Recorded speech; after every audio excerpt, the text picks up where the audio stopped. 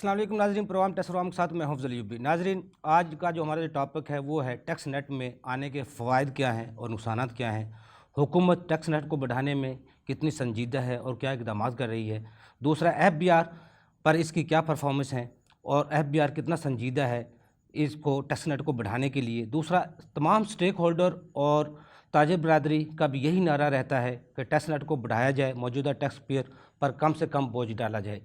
आज इस पर गुफ्तगू करने के लिए मेरे साथ स्टूडियो में मौजूद हैं जमील अख्तर बेग साहब। आप सीनियर चार्टर अकाउंटेंट हैं, माहिर टैक्स अमूर हैं, सदर हैं लाहौर टैक्स बार के और 37 साल से टैक्स से रिलेटेड काम कर रहे हैं, टैक्स कवानीन पर अपनी ग्रिप रखते हैं।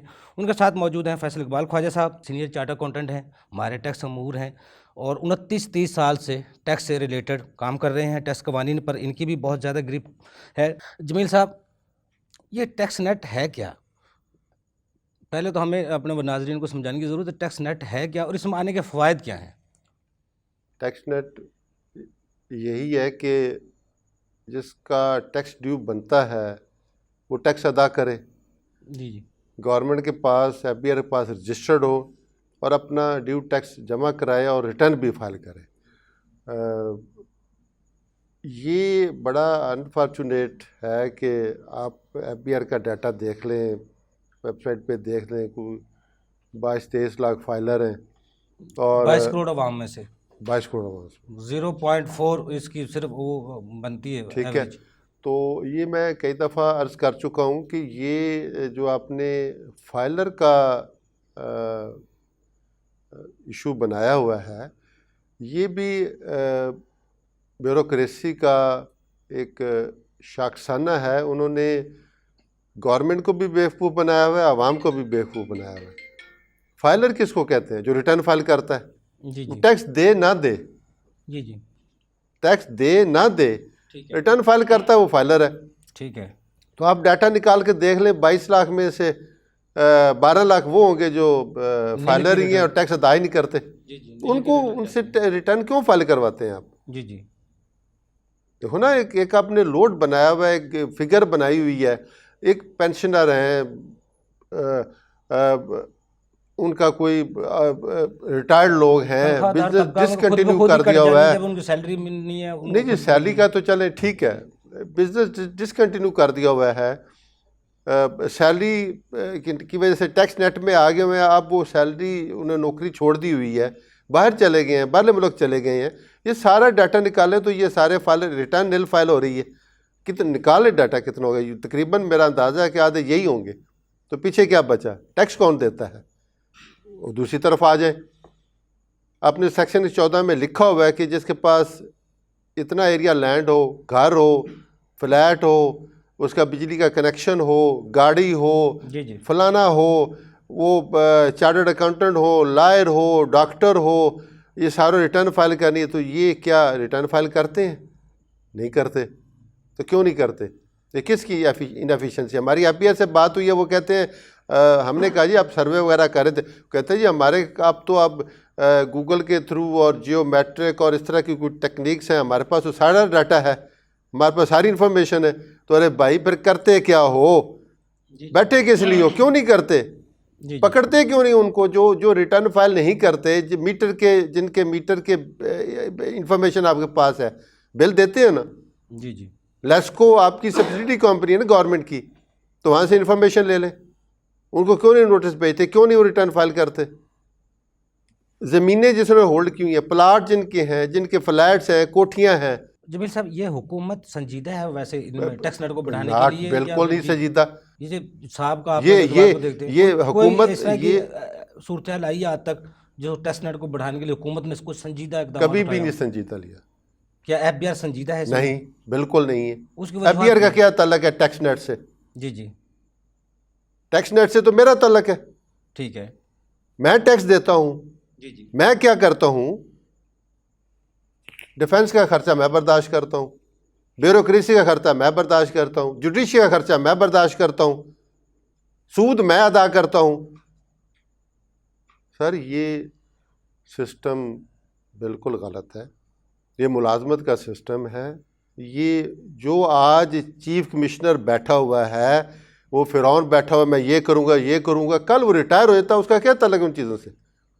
सही है। वो तो अपने दिन पूरे करता है कि इस साल का बजट हो जाए, कैसे होना है, उसे क्या गर्ज ख़त्म करने का कि नेट टैक्स से नेट क्या बढ़ाए। गर्ज है उसको तो अपना टारगेट पूरे करने वो हैं बस। टारगेट पूरा कि जैसे होकर को नौकरी, उसे तो नौकरी से गर्ज है ना, जी जी। उसे मुल्क से तो कोई गर्ज नहीं है, मुल्क से गर्ज तो मुझे है जिसने रहना है इस मुल्क में। जिस मुल्क में रहना है। जी जी। कौन से बंदे जो सीनियर पोस्टों पे बैठे हुए हैं और कौन से पाकिस्तान में रह रहे हैं, सही कहना जमील साहब। मैं मुझे दोबारा- बताएं जी, जी। आखिरी सवाल के कौन सा चीफ जस्टिस पाकिस्तान में रह रहा है, कौन सा चीफ आर्मी स्टाफ पाकिस्तान में रह रहा है। मैं दोबारा आपकी तरफ आता हूँ।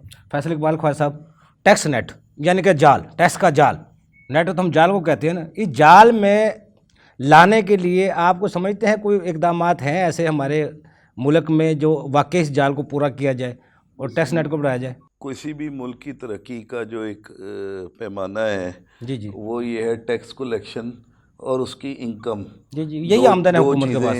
जो है एक यार्ड स्टिक है। ठीक है।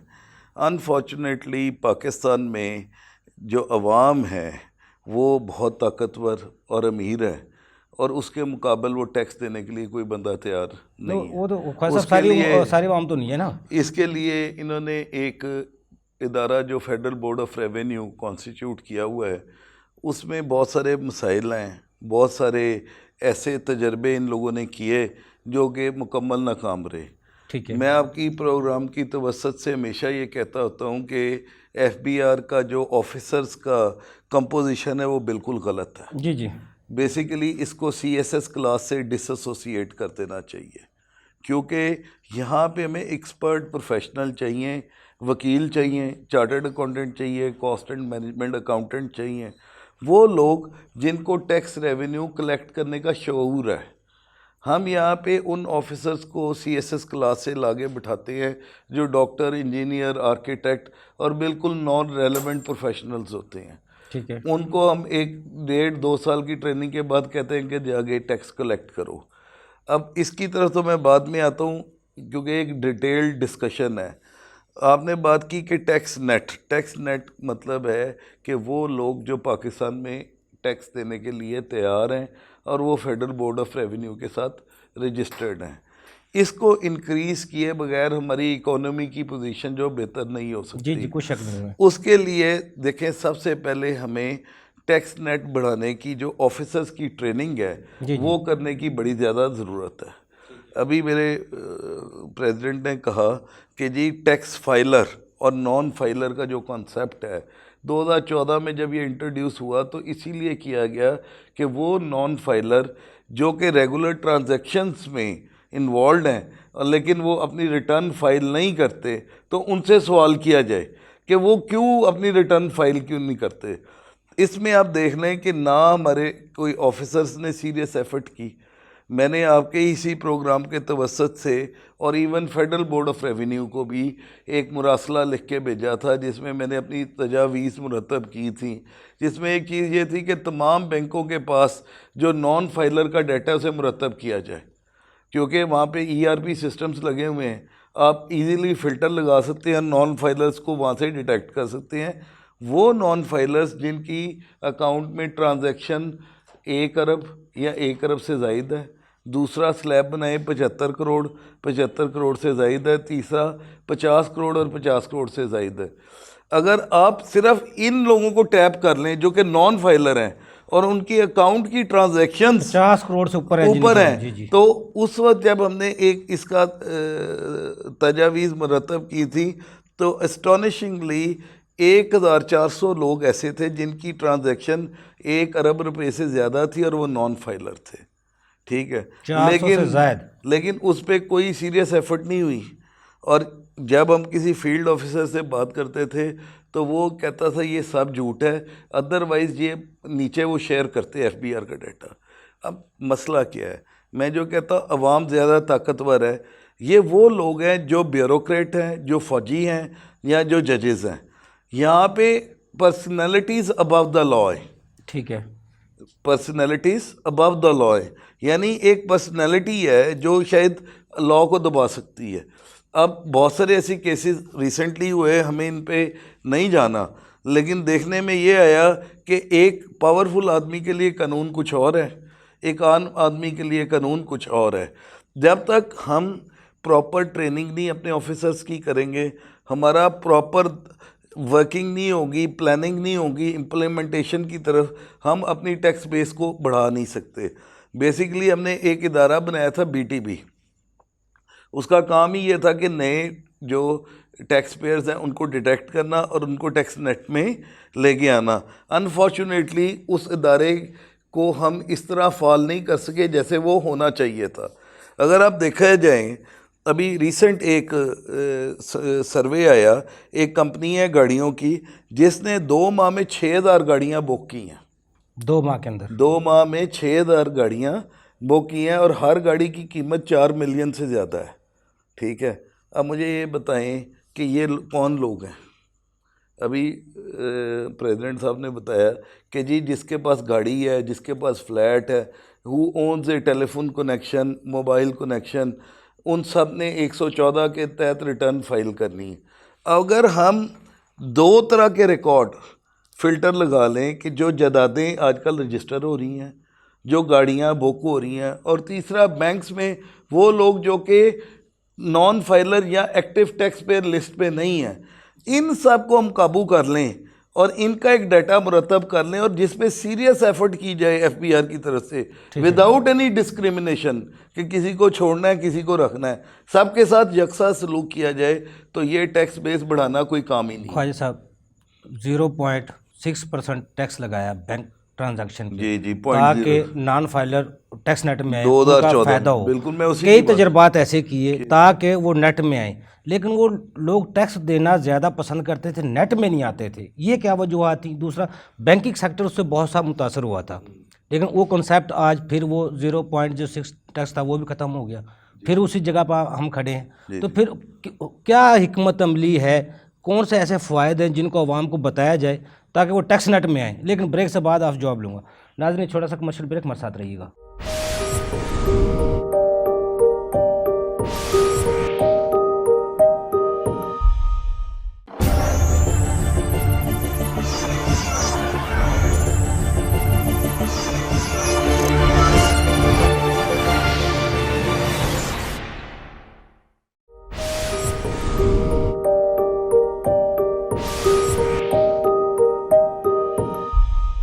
वेलकम बैक नाजरीन। जी फैसल साहब, मैं पूरी जिम्मेदारी से आपके इस प्रोग्राम की तवसत से एक स्टेटमेंट देना चाहता हूँ, जो अगर लोग सुने।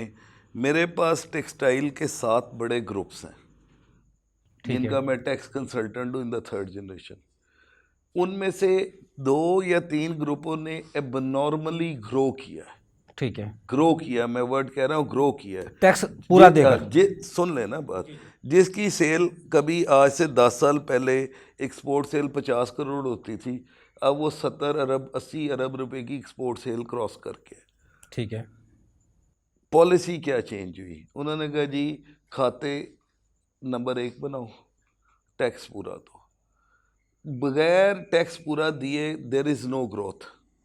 अगर आप बिजनेसमैन को ये चीज़ समझा दें कि अगर उसने ग्रो करना है तो उसे डॉक्यूमेंटेड इकोनॉमी, ईमानदारी को छोड़ दें जी, ईमानदारी कोई लफ्ज़ नहीं है, ठीक है, उसे डॉक्यूमेंटेड इकोनॉमी का पार्ट बनना पड़ेगा if he wants to grow abnormally. Word है एबनॉर्मली। एक होता है नॉर्मल ग्रोथ, वो होती है 10%, 20%, 30%। एक होती है 1000% की ग्रोथ या 2000% की ग्रोथ।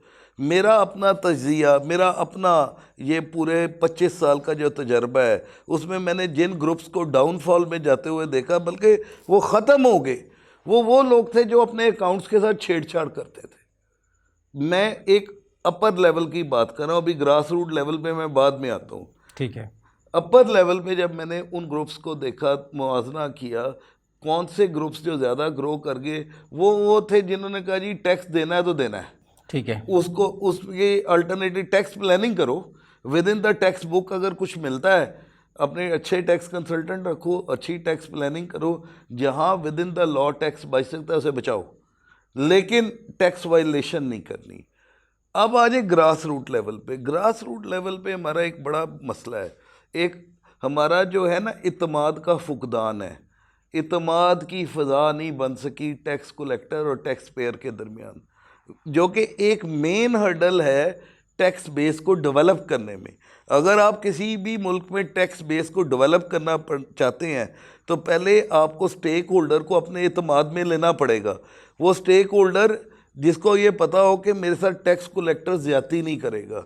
अब हमारे पास क्या है कि हमारी बजट के जो टारगेट्स दिए जाते हैं अफसरों को और इसकी प्लानिंग की जाती है वो बिल्कुल बेहंगम है। ठीक है। और बगैर किसी वजह के एक अफसर जिसको पिछले साल उन्होंने कहा जी 100 रुपये तुमने कलेक्ट करने, इस दफ़ा उसे कह देते 200 रुपये कलेक्ट करो without increasing the tax base. तो वो क्या करेगा, जो एग्जिस्टिंग टैक्स पेयर है उसको तंग करेगा, उसको लंबी चौड़ी हिटें मारेगा, टैक्स लगाएगा, अनवारंटेड डिमांड्स निकालेगा। जब ये सारी चीज़ें आम आदमी देखता है तो वो टैक्स में नेट में आने के लिए तैयार नहीं है। आपको सबसे पहले स्टेक होल्डर्स को और अपने ऑफिसर्स को एक ट्रेनिंग देनी है कि हमने टैक्स कलेक्ट करना है, लोगों का माशी कत्ल नहीं करना। ठीक है। एक कंपनी है, मैं अभी उसकी मिसाल दे रहा हूँ, मेरे पास 2-3 दिन पहले वो कंपनी बनी और चल नहीं सकी। ठीक है। There is no sale, there is no purchase, there is no advance with holding, कुछ भी नहीं है। अब उसको उन्होंने 2500 रुपये रोज़ के हिसाब से प्लेंटी लगा के नॉन फाइलिंग ऑफ स्टेटमेंट्स की भेज दी 4 साल की। अब कंपनी बनी ही नहीं, चली ही नहीं। कंपनी बनी हुई है, SCCP में उसका नाम आ रहा है, कंपनी ऑपरेशनल नहीं हो सकी। अभी इन्होंने एक नया काम किया है, SCCP और FBR अपना डाटा आपस में शेयर कर रहे हैं। ठीक है। उस शेयरिंग की वजह से इनको हाथ कुछ कंपनीज आ रही हैं, कुछ इन्होंने नए काम भी शुरू किए हैं। लेकिन बात यह है कि किसी आदमी से आप वो टैक्स मांगेंगे जो उस पर ड्यू ही नहीं है, जी जी, ज़ाहिर बात तो वो वो 10 लोगों का बदजन और होगा, एतमाद खराब करेगा। Section 182 needs amendment. यहाँ पे मैंने एक बात की थी इस साल फिजिकल लॉ कमेटी ICAP में, जिसका मैं मेंबर हूँ। मैंने कहा था जहाँ पे टैक्स अवेजन नहीं है जी जी, वहाँ पे प्लेंटी का राइट ख़त्म कर दो। यानी एक आदमी ने स्टेटमेंट लेट दी ना, लेकिन टैक्स दिया हुआ है, टैक्स तो दिया हुआ है। तो जी जी, क्रिमिनल इंटेंट नहीं है। मेंसरिया साबित करना ज़रूरी है। हायर जुडिशल फोरम्स की जजमेंट्स हैं जिसमें प्लेंटी लगाने से पहले मेंसरिया साबित करना होता है, there is a criminal intent. अब एक आदमी ने फॉर एग्जांपल IRS पे स्टेटमेंट लोड की, जी जी, IRS ही नहीं चल रहा, 2 दिन 3 दिन 4 दिन 10 दिन, या एक आदमी भूल गया, या एक आदमी इतना ट्रेंड नहीं था जी जी, कि वो उन स्टेटमेंट्स को रेगुलरली, वो आदमी सोचता कि हमने इसको लोड भी करना है। देखना ये है कि उसने टैक्स काट के जमा करवाया हुआ है कि नहीं।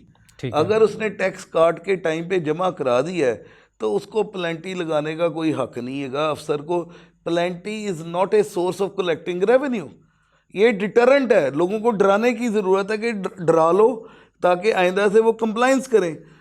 उसके लिए क्या है लॉ में कि पहली प्लेंटी 10,000 रुपया है लेट फाइलिंग की। वो अफसर इस कदर अनट्रेंड है या उनके दिमाग इतने ख़राब हैं कि वो पहली प्लेंटी हाईएस्ट से शुरू करते हैं, 2500 रुपये पर रोज़ के हिसाब से कैलकुलेट करके आपको शोकास कर देते हैं। अब मैं इसको बड़ी पावर सेक्टर 1 करोड़ अगर टैक्स बनता है तो उसमें 2 करोड़ जुर्माना बन जाएगा। मैं पावर सेक्टर की लिस्टेड कंपनियों की बात कर रहा हूँ जिसका मैं टैक्स कंसल्टेंट हूँ। वहाँ पे मैंने उस अफसर को समझाया कि भाई स्टेटमेंट सारी लेट है ज़रूर, लेकिन टैक्स तो दिया हुआ है ना। कहीं टैक्स डिफ़ॉल्ट है, विडो होल्ड करके जमा ना कराया हो कहीं पे। कहता है नहीं जी कानून में लिखा है, मैंने तो 2500 रुपये रोज़ के हिसाब से प्लेंटी उसने लगाई। हम अपील में गए, जस्टिस आयशा मलिक ने रिसेंटली एक जजमेंट की है, वो सब में नीचे अपील्स में फॉलो हो रही है कि जी जहाँ पे क्रिमिनल इंटेंट नहीं है, मेंसरिया नहीं है या डिफ़ॉल्ट ऑफ टैक्स नहीं है, वहाँ पे प्लेंटी नहीं, वहाँ पे डिलीट हो गया। अब एक आदमी जब इस तरह की चीज़ें देखता है तो उसका टैक्स नेट में आने को कोई दिल नहीं करता, ना ही वो टैक्स नेट का पार्ट बनता है। जमील साहब, जिस तरह फैसल इकबाल ख्वाजा साहब ने 2-3 मसाले दे दिए हैं, टैक्स वायलेशन नहीं करनी, टैक्स पूरा देना है तो वो ग्रोथ मुमकिन है। दूसरा, जो टैक्स कलेक्टर और टैक्स पेयर के दरमियान जो गैप है, इक़दाम का फुकदान है, उसको दूर करने के लिए कौन सी ऐसी तरबियत है जो अफसरान को देनी चाहिए मौजूदा हालात में? टैक्स नेट में लाने का काम ये है कि जो सरमायादार, ये सरमायादारों की सारी गुरमुखी हैं। ठीक है सर, कोई भी आज तक मुझे कानून बता दें जो किसी गरीब की प्रोटेक्शन करता हो। कोई इल्म ऐसा नहीं, कानून तो कोई भी ऐसा सर नहीं कोई बन ऐसा सकता। इल्म जी नहीं है जो ऐसा- गरीब की प्रोटेक्शन, कोई इल्म सिवाय कुरान के। जी जी मैथ ले लें, इकोनॉमिक्स ले लें, लॉ ले लें, अकाउंटेंसी ले लें। अकाउंटेंट जब हिसाब करता है तो वो कहता है कि जी ये लॉस हो गया। लॉस क्या होता है? सेल कम हुई ना, या सेल सस्ती रेट बेची तो सस्ती गरीब आवाम को ही जाएगी ना कोई सस्ती चीज़। वो कहेगा लॉस हो गया, महंगी करो इसको। पेट्रोल महंगा कर दो जी, लॉस हो रहा है जी। सर ये सरमायादार के निज़ाम है, ये आई डो नॉट एग्री। बात ये है कि लॉ में जो लिखा हुआ है कि 2500 पेनल्टी लगे तो क्यों लगाए ना, वो पेनल्टी लगा, आगे कोर्ट का काम है, क्यों ना लगाए?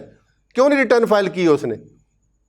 लेकिन सर ये देखो जी, हमें तो जी नई फाइल नहीं, हमने कोई मैनेजरिया साबित अदालत ने करना है ना।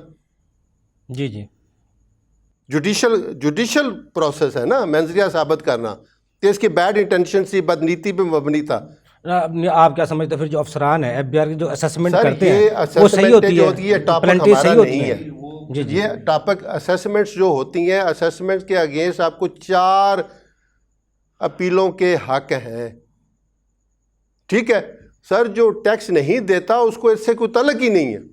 ठीक है, वो तो आपको मतलब है गालते ही कुछ नहीं है।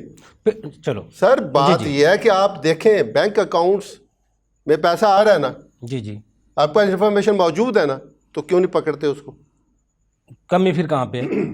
कमी सर कमी में टोटल बिल नहीं सिस्टम है। में कमी है।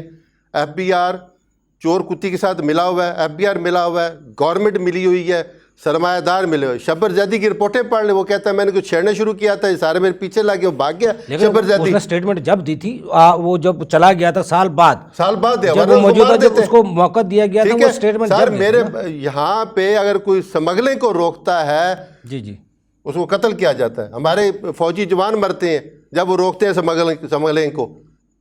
यहाँ आपका पूरा इलाका ये यहाँ चले जाए, उठे मेरे साथ लाहौर में जाके देखें, शालमी इधर उधर स्मगलिंग के साथ माल भरा पड़ा हुआ है, आंखें बंद हुई हैं किसी की। वो इजाजत कौन देता है उनको आने के लिए? ये मिले हुए सारे सरमायादार, ये सब मिले हुए हैं चोर।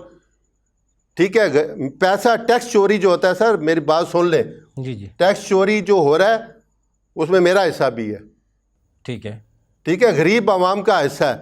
और ये याद रख लें कि जो टैक्स चोर है उसने 22 करोड़ आवाम का कल हिसाब देना है। जब टैक्स अभी आया नहीं खजाने में तो चोरी किस तरह हो सकता सर जिसकी 2 अरब की ट्रांजैक्शन है बैंक की, है? जी जी वो रिटर्न नहीं फाइल करता। वो तो वो मुझे तो पता ही नहीं जी टैक्स फाइल करना। वो वो चोर नहीं तो और इदारे क्या है? की कमजोरी ना जोर, उसने टैक्स देना दिया नहीं दिया। सर टैक्स किसकी नेट कमजोरी जब है? टैक्स सर मेरी बात सुन, रिटर्न आपने सेल्फ असेसमेंट में फाइल करनी है। ठीक है डिपार्टमेंट का काम शुरू होता है, मैं किसी की फेवर नहीं कर, डिपार्टमेंट का काम शुरू होता है जब एट द मोमेंट आप बटन दबा देते हैं तो रिटर्न फाइल हो जाती है।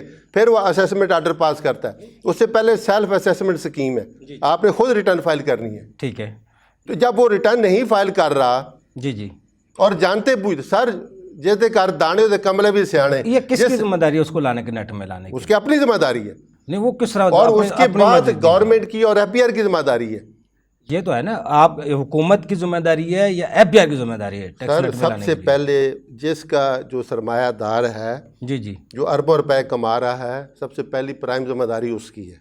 उसको अपनी कौमी फरीज़ अदा करना कौमी चाहिए। फरीज़ा अदा करना चाहिए। ये पाकिस्तान इस्लामिक वही तो मैं स्टेट पूछ रहा था, है। वो अगर ये- कौमी फरीज़ा अदा करता है उसको बेनिफिट क्या है, उसको फ़वाद क्या है? अगर वो कौमी फरीज़े में आता है, शामिल होता है इसमें, उसको कोई बेनिफिट भी तो होना चाहिए, एतमाद भी तो होना मैं चाहिए ना। बताता हूँ, जी जी मुझसे पूछें अबू बकर सिद्दीक रज़ी अल्लाह ताला अन्हु क्या बेनिफिट था? देखो वो तो बहुत नहीं बड़ी क्या मसाले नहीं हैं, सर, देखो क्या वो- कुछ वो नहीं है चीज़ें- सर, वो- कुछ वो बात नहीं है। सिस्टम तो नहीं वो- सर, ना ना जी जी अदर अबू बकर सिद्दीक घर में गए, स्वीट डिश बनी, वो कहते कहाँ से बनी? उन्होंने कहा जी ये आटा थोड़ा सा इकट्ठा करके जो खतून अव्वल उस वक्त आपके जो पैसे तो थोड़े बचा के मैंने वो मैंने मीठा आटा बनाया। बचा के उन्हें कहा रात सुबह जाते उन्हें कहा आटा कम कर दो इतना।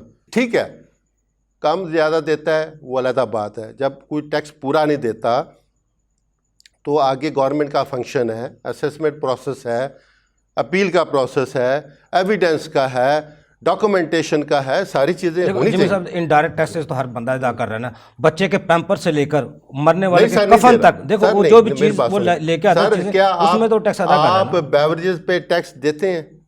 जी वो पहले वो हम जिसमें खरीदते हैं टैक्स उस पहले कटा होता है उस पर।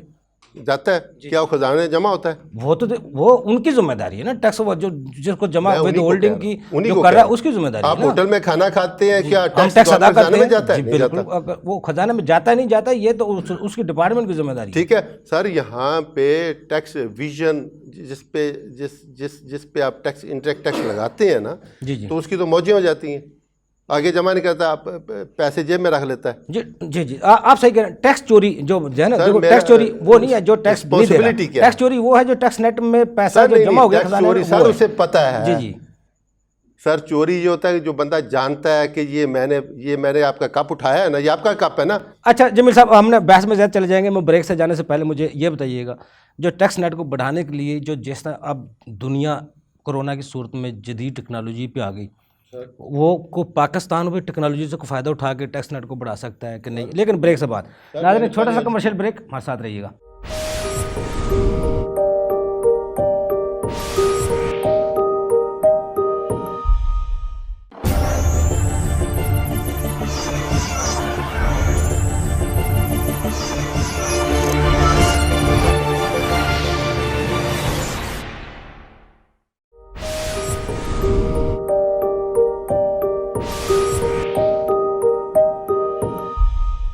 वेलकम बैक नाजरीन। जमील साहब, मैंने आपसे सवाल किया था टेक्नोलॉजी से मुस्तफ़ीद हुआ जा सकता है, बिल्कुल डिपार्टमेंट फ़ायदा उठा सकता है, हुकूमत फ़ायदा उठा सकती है सर मैंने पहले पार्ट में ये अर्ज किया था, जब इनको कहते हैं कि जी सर्वे करें जी जी तो ढूंढें भाई, वो कहते हैं जी हमारे पास तो अब नई टेक्निक्स मौजूद हैं, जी जी।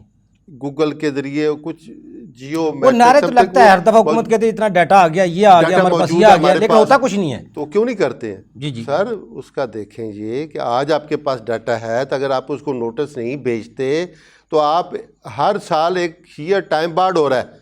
जी जी अभी आप उसको कितने सालों का नोटिस दे सकते हैं? आप पीछे एक साल ख़त्म हो गया, जुलाई चढ़ेगा, एक साल और ज़ाया हो जाएगा। आपने डाटा किस लिए रखा हुआ है? उस सालों का जिम्मेदार कौन है? जमील साहब, हुकूमत का काम तो डायरेक्शन देना, हुक्म देना, करना तो का अमल डिपार्टमेंट ने, इदारों ने उसको अमल दरामद करना है। कानून जब ऐसे होंगे जिन पे जिन्होंने अमल करना है उन्होंने करना, हुकूमत ने तो नहीं करना। एक पार्लियामेंटेरियन बैठा है, वो तो कानून बनाता है, बनवाता है, वो तो उस पर अमल तो जाके नहीं करवाता ना। हुकूमत और उसके जो डिपार्टमेंट होते हैं वो एक यूनिटी होती है। जी जी। जिम्मेदारी मतलब है प्राइम मिनिस्टर की होती है, हर चीज़ उसको बहुत रिस्पॉन्सिबल है। उसे जो भी अगर टैक्स प्रेफरेज हो रही है, देखें यहाँ पार्लियामेंट्री सिस्टम में आपको शायद बता दूं मैं अगर एक पार्लियामेंट एक वज़ीर के ख़िलाफ़ भी अगर कोई एलिगेशन निकल आए ना, तो पूरी कैबिनेट रिटायर होती है। तो जमील साहब देखें, फिर बजट कौन बनाता है? FBR। इसको आप मानते हैं? बजट बनाना किसको चाहिए? पार्लियामेंट पार्लियामेंट फाइनेंस कमेटी बहुत स्ट्रांग लिया है, जो उसको जानता है, ज़मीन हक़ को लोग जानते हैं, जो यहाँ से सेलेक्ट होकर गए हैं, जी उनको बनाना चाहिए, उनका बनाना। तो लेकिन बनाता कौन है? FBR। उसका काम कानून बनाना है, FBR का बजट बनाना है। उसका काम है सिर्फ कानून पे इम्प्लीमेंट करना। जी जी ठीक है। वो ये जब अगर आप मतलब है कि दूध के राखे बिल्ले को बिठा देंगे तो वो क्या करेगा? ये कुछ करेगा? किसी भी हम तरक्की याफ्ता मुमालिक को जब देखते हैं ना जमील साहब, 51 जिसकी पोजीशन ईमानदारी भी है ना, वो मुल्क तरक्की याफ्ता हम उसको शामिल करते हैं, वहाँ इंसानियत है, वो एक दूसरे की कदर करते हैं। वो 51 है। 49 वहाँ भी क्राइम होंगे, जुराइम होंगे, लेकिन वो 51 है, प्लस है, तो वो इसलिए मुसीबत में है। इसी जैसे हम अपोजिशन और हुकूमत को देखते हैं, हुकूमत प्लस है तो वो हुकूमत में है, वो एक नंबर नीचे है तो वो अपोजिशन में है। हमारे मुल्क में 51 ईमानदारी नहीं है, मेरिट नहीं है, जो खुद ब खुद जाएगा टैक्स दे देगा। ये तो हुकूमत ने आर्डर करना है, डिपार्टमेंट ने अमल दरामद करवाना है। टेक्नोलॉजी से फ़ायदा उठाना है तो वो हुकूमत ने नहीं उठाना, वो तो डिपार्टमेंट ने उठाना है ज़रूर। जो ये हमारे अफसरान हैं FBR के, 33,000 से ज़्यादा अफसरान हैं जो FBR को चला रहे हैं, क्या ये इनका काम सिर्फ टैक्स कलेक्शन करना है या टैक्स नेट को बढ़ाना है? इसकी जिम्मेदारी में है। मैंने तो 1-2 दफ़ा ये कहा है कि ये जैसे फैसल साहब ने कहा कि ब्रॉडनिंग बेस्ट टैक्स बेस इन्होंने जोन बनाया, उसको तो डायरेक्टोरेट भी बनाया, वो तो परफॉर्मेंस मैं तो ये कहता हूँ पूरे FBR के तमाम जोन जो हैं वो ब्रॉडनिंग टैक्स बेस जोन होने चाहिए। जी जी। उनका सबका काम होना चाहिए, उन्हें ये पता होना, वो जाके बाहर निकलें कि उसके अपनी जुरिडिक्शन में, अपनी जू में कौन से लोग हैं जो टैक्स नहीं दे रहे। NIN बना दी, NI क्या कहते हैं, 2-3 इसमें महकमे बनाए हुए हैं, ये वो सारे उनकी जो बड़े बड़े मगरमच्छों को पकड़ने के लिए इदारे बनाए, उनकी परफॉर्मेंस क्या है, कभी किसी ने पूछा सर? बड़े बड़े मगरमच्छों को खपाने के लिए ये अदारे बनाए हुए हैं। ब्रशिंग के साइड है, जब ऑफिसर 22वें ग्रेड के हो जाते हैं, 2 डायरेक्टर जनरल 3 डायरेक्टर सीटें और बना देते हैं, उनको वहाँ खपा देते हैं। उनके साथ नीचे 21वें के, 22वें के, 18वें, 17वें के वहाँ खप जाते हैं। यहाँ लाहौर में कितने टैक्स बढ़े हैं जी, कितना टैक्स नेट बढ़ गया। आप चले जाएं पहले 1984-85 में तो मैनुअल काम होता था, मैनुअल रिटर्नें फाइल होती थी, तमाम असेसमेंटें होती थी, हेयरिंग्स होती थी, तो 2 जोन थे। जमील साहब, आज कितने जोन? आज उस वक्त पार्लियामेंटेरियन जिन्होंने 22 करोड़ अवाम ने जिनको मुंतखब करके वहाँ तक बिठाया, उसकी पहले डॉक्यूमेंट्री छपी थी, एडवाइजरी आई थी पीछे, उसमें रिपोर्ट थी जिन्होंने गोशवारे भी जमा नहीं करवाया, किसी ने टैक्स भी नहीं जमा करवाया, जीरो पर बड़ी सबके सामने आ गई थी। तो फिर ये जिम्मेदारी किसकी है हजूर? मैं तो वही तो पूछना चाह रहा हूँ। टैक्स नेट में गवर्नमेंट की जिम्मेदारी है। गवर्नमेंट में सारे डिपार्टमेंट आ जाते हैं, इसको सेग्रीगेट इस तरह ना करें कि ये IPR अलग है। अगर गवर्नमेंट की जिम्मेदारी, जो पार्लियामेंटेरियन बैठे हैं कानून बनाते हैं, सर गवर्नमेंट पार्लियामेंटेरियन सिर्फ गवर्नमेंट नहीं है, ठीक है, गवर्नमेंट एग्जेक्टिव है। वो 3 डिफरेंट सेगमेंट है, पार्लियामेंटेरियन, जुडिशियल और एग्जेक्टिव। ये एग्जेक्टिव का काम है लॉ को इम्प्लीमेंट करवाना। इसको प्लानिंग करना किसका काम है? गवर्नमेंट का काम है। टैक्स नेट को बढ़ाने के लिए प्लानिंग ये हुकूमत का काम है, ये पार्लियामेंट का काम नहीं है या जुडिशियल का काम नहीं है। 74 साल में आज हम 24-25 लाख गोशवारों तक पहुंचे हैं या 4000 टारगेट तक पहुंचे हैं। ये अच्छी प्लानिंग थी साहब का हुकूमत। थर्ड क्लास आप मतलब देखें, आप ये ले लें, मोबाइल टेलीफोन को ले लें जी, आपने उस पर टैक्स लगाया हुआ है, वो 18-19 करोड़ मोबाइल यूजर हैं, सारे टैक्स दे रहे हैं। वो टैक्स जाना चाहिए ना हुकूमत खजाने में, तो वो क्यों नहीं रिटर्न फाइल करवाते आप? या आप सही कह रहे हैं, क्यों नहीं जमा नहीं करवाते? लेकिन मोबाइल यूजर सारे टैक्स नेट में तो नहीं है, उनको वो उसमें तो नहीं आते। अच्छा, इनकम ये आगे चले जाए, मुझे तो इस पर भी डाउट है, मोबाइल कंपनियां सारा टैक्स गवर्नमेंट को भी देती हैं कि नहीं देती? तो ये तो हुकूमत का काम है ना, डिपार्टमेंट का काम है ये, ना चेक करना। ये जो विदहोल्डिंग एजेंट हैं जी, वो आगे गवर्नमेंट को टैक्स IPR को नहीं जाता। जी मेरे साहब, हुकूमत को किसको पकड़ना चाहिए? विद होल्डिंग एजेंट्स को पकड़ना चाहिए, हुकूमत को। ना GHQ देता है, ना रेलवे देता है, ना मिनिस्ट्री देती हैं, ठीक है। वो कहते हैं टारगेट में वैसे जितने सरकारी इदारे ना हजूर, मेरे पास एक रिपोर्ट मैंने पढ़ी थी, उसमें 50% जो टैक्स कटौती आती है ना, वो सरकारी इदारों से आती है। इस हदफ में अगर 4000 अरब रुपया जमा हुआ है तो 2000 अरब रुपया सरकारी इदारों से जो विद होल्ड टैक्स हो के आया है, या तनख्वाहों की सूरत में या दूसरी सूरत में, वो सरकारी खजानों, वो इदारों से आया है। तो क्या अगर वो 2000 उससे आ रहा है, तो फिर वो जो पूरी बिजनेस कम्युनिटी है वो क्या कर रही है? वो फिर उसको भी सोचना चाहिए। मैं किसका क्यों बोलता हूँ? जी, देखो ना, एक ये आप जो टैक्स एक पॉकेट से निकाल दूसरी में डाल दिया, ये क्या है? ठीक है, ये आपने बिजली पे सेल टैक्स लगा दिया। अच्छा, जो मौजूदा तादाद है FBR की, वो है टैक्स नेट को बढ़ाने के लिए काफ़ी है, आप समझते हैं? सर जैसे अभी ख्वाजा साहब यही कह रहे थे कि अनफॉर्चुनेटली जी, जिसका जो काम होता है वो नहीं करता, वो बाकी सारे काम करता है। ठीक है। अब आपके ब्यूरोक्रेसी में भी टैक्स IPR में डॉक्टर, डिप्टी कमिश्नर लगे हुए, जी, उसका काम था भाई, दुनिया का सबसे बड़ा प्रेस्टिशियस प्रोफेशन है डॉक्टर। जी, भाई तुम ये डॉक्टरी छोड़ के तो नौकरी में आ गए हो, क्यों? ये हमारी ब्रॉटअप ही ऐसा हुआ है। इसे मार्शल लॉ कहते हैं, मार्शल लॉ इसको कहते हैं कि अपना काम नहीं करना, बाकी सारे काम करने। अपना काम नहीं जानता, बाकी दुनिया के सारे काम मैं जानता हूँ। भाई जो अपना काम है वो करो। सारी जिम्मेदारी को तलकीन कर सकता है, हुक्म दे सकता है। देखो टैक्स का काम जो है ये फाइनेंशियल काम है, रेवेन्यू का काम है। यहाँ पे आप प्रोफेशनल लोग लगाएं ताकि वो काम करें, उन्हें पता हो कि किस। अभी मैं गया था एक डिपार्टमेंट में, मैं कह जी अपील फैक्ट दे दें। जी, ठीक है। वो कहता है जी हम तो आगे अपील कर दिए, तो अपील फैक्ट कैसे दें? मैं कहा भाई अपील फैक्ट जो देना आपने कमिश्नर के ऑर्डर को बेक करना है। अपील का आका आपके पास, हमें तो पता ही नहीं जी, हमें बता दें कहाँ लिखा हुआ है, हमें कोई रेफरेंस दे दें, हमने तो आज तक किया ही नहीं है।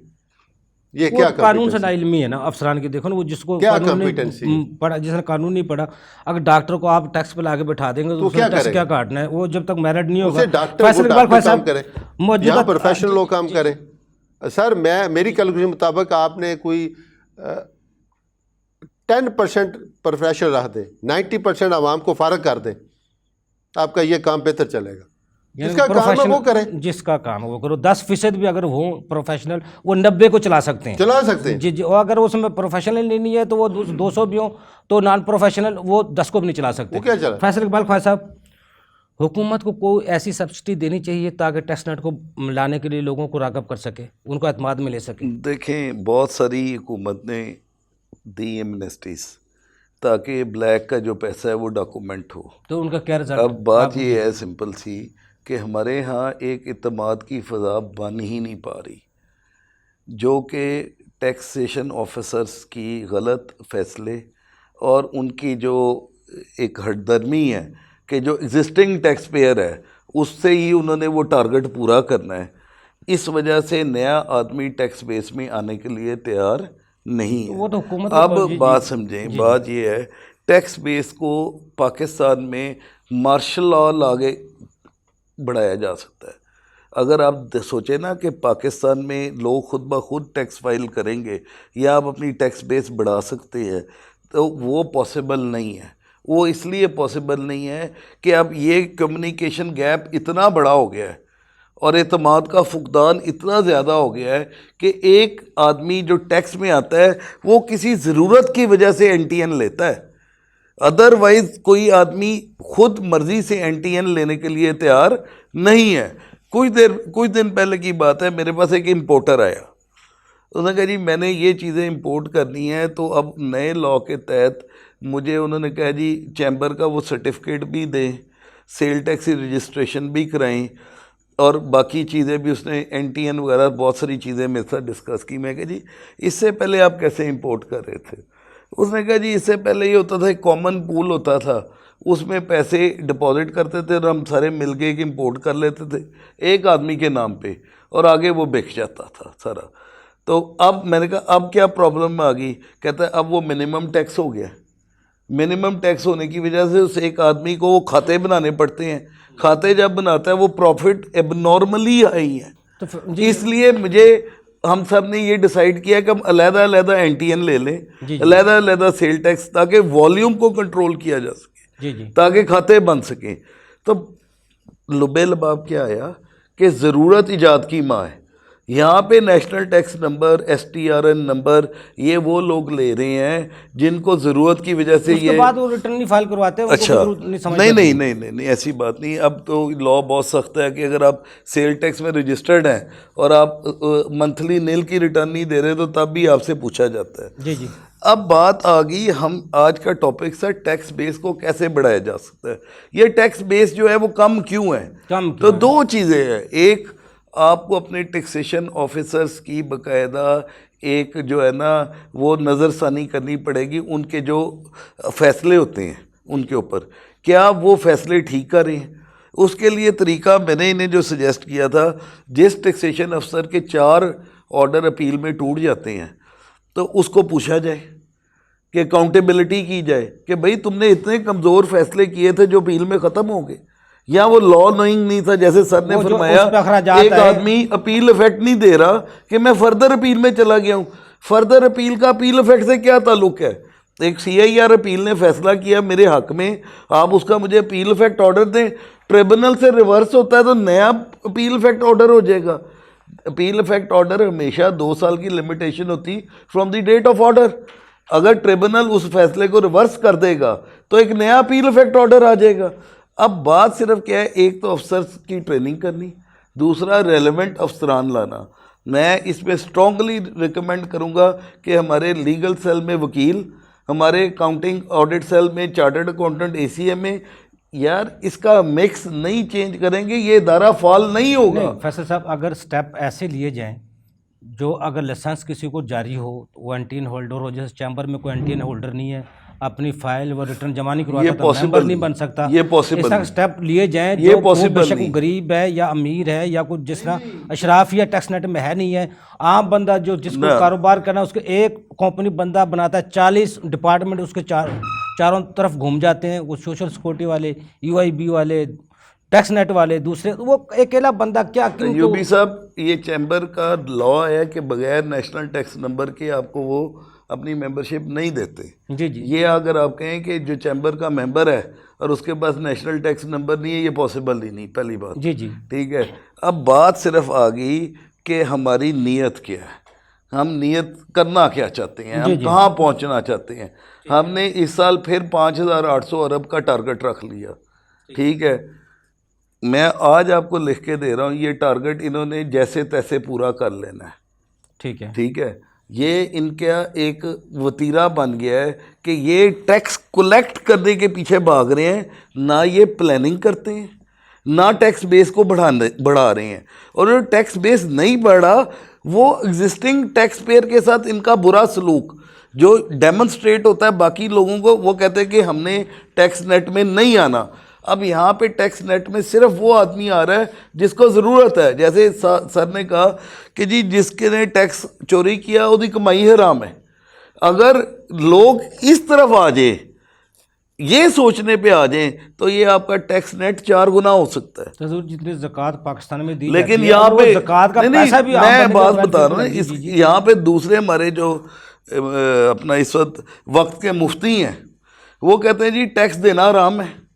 मैंने खुद तबलीगी जमात में बैठ के ये बात सुनी है अपने कानों से कि मतलब फिर दोनों तरफ के वो इस्लामी अजीबोगरीब किस्म की हुकूमत और ताजर लेकिन बरादरी मिलकर यहाँ पे टैक्स नेट को बढ़ाने में अहम किरदार अदा कर सकती है। यहाँ पे हमारी यहाँ पे ये है कि हमने टैक्स नेट को कैसे बढ़ाना है। इसमें आप लोगों को सेल्फ असेसमेंट स्कीम के बारे में, ये जो थोड़ा बहुत अभी हम ऑडिट कर भी रहे हैं, इसके बारे में भी हमें नरमियाँ करनी चाहिए।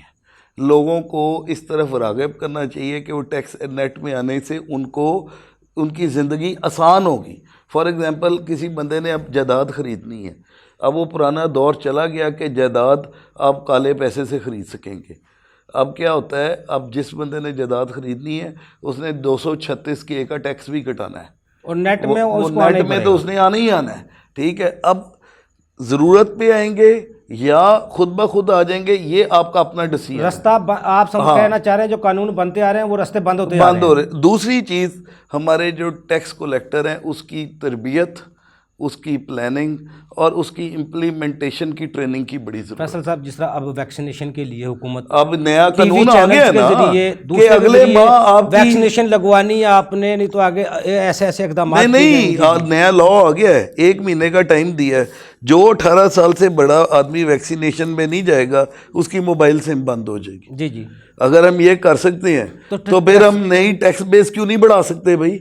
यानी सर यार, आप अभी कह रहे हैं 18 करोड़ हम वैक्सीनेशन की दे सकते हैं। टीवी इश्तिहारात के जरिए, दूसरे मैसेज, मोबाइल के मैसेज के उसके ऐप के जरिए, तो टैक्स नेट के लिए क्यों हम उस पर इतना खर्च नहीं करते, उस पर क्यों नहीं पैसा लगाते हम? सर बात सिंपल है, टैक्स नेट के लिए पहले तो ट्रेनिंग की ज़रूरत है अफसरान की।